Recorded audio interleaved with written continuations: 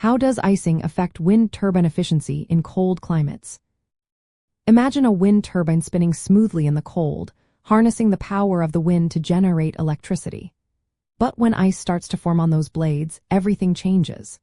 In cold regions, ice buildup on wind turbine blades is a big challenge. It can cut down how much electricity they produce, cause mechanical issues, and even lead to shutdowns. This is especially important because during winter, when energy demand is high, turbines need to run reliably. Cold air is denser than warm air, which actually helps turbines produce more energy because denser air carries more wind energy. But when ice forms on the blades, it messes up this advantage. Ice changes the shape of the blades, making them less aerodynamic. That means they don't catch the wind as well, so less energy gets transferred into electricity. Plus, the extra weight of ice can imbalance the rotor, putting stress on the mechanical parts and increasing the risk of damage. There are different types of ice that can form on blades. Rime ice is lighter and less dense, often causing a 5 to 10% drop in power output. Glaze ice is heavier and denser, which can reduce energy production by more than 80% during heavy icing events. Even a thin layer of frost can roughen the blade's surface, cutting into efficiency. The impact depends on how thick the ice is and what kind of weather conditions are present. When ice builds up, turbines may slow down or stop altogether, even if the wind is strong enough to generate power. During severe icing, a turbine might produce only a fifth of its normal output. This can be a big problem because winter storms often happen when electricity demand is at its highest. If many turbines ice up at once, it can strain the entire power grid and force utilities to use backup sources. In regions with cold winters, icing can happen up to 20% of the time from November to April. That means turbines are often working below their full capacity for long periods, which cuts down the total energy they produce in a year.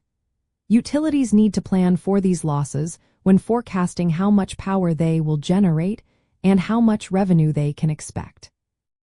To fight ice buildup, many operators use special heating systems on blades that melt ice as it forms. Some blades are coated with materials that resist ice sticking to them.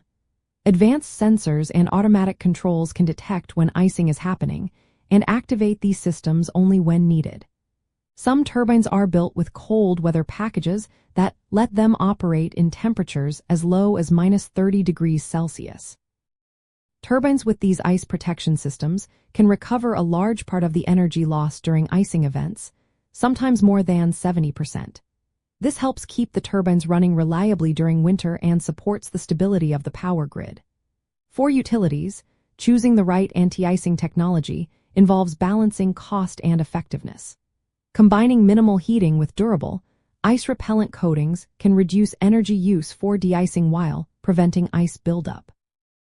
Monitoring tools that forecast icing conditions are also important. They let operators activate protection systems only when necessary, saving money and reducing wear on the turbines. Maintenance during icy conditions can be tough, so remote diagnostics and early detection help keep turbines running smoothly and avoid costly repairs. In the end, icing is a major factor in wind energy production in cold climates. It can reduce efficiency, cause mechanical issues, and lead to shutdowns during critical times. But with the right tools and strategies, utilities can keep turbines working well through winter, ensuring a steady flow of clean energy. Ongoing research is making these solutions more affordable and adaptable, helping wind farms produce power all year round.